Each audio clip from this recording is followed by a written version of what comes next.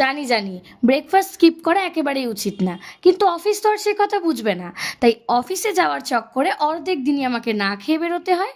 আর খেলে ওই কোনো রকমের তাড়াহুড়ো করে পিনাট বাটার দিয়ে ব্রেড, আর নয়তো সামান্য একটু বাটার দিয়ে ব্রেড, আর নয় ছাতু।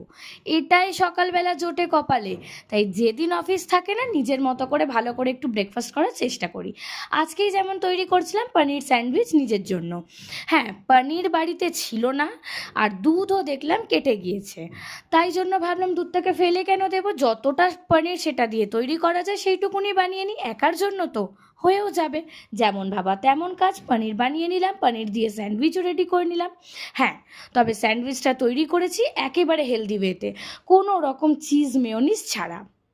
আবার ময়দা না, আটার পাউরুটি দিয়ে।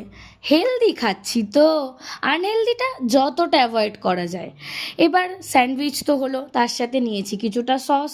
এবার এটাকে কোম্পানি দেওয়ার জন্য তো কিছু বানাতেই হতো। তাই স্যান্ডউইচকে কোম্পানি দেওয়ার জন্য তৈরি করে নিলাম আমি ব্ল্যাক কফি উইদাউট সুগার, যেটা সকালবেলা খেলে তো এমনি মাইন্ডটা ফ্রেশ হয়ে যায়। তার সাথে আবার নিয়েছিলাম আমি সারা রাত ধরে ভিজিয়ে রাখা কিশমিশ আর আলমন্ডস। নাও এবার আমি ব্রেকফাস্ট করি, আর তোমরা জানাও ভিডিওটা কেমন লাগলো।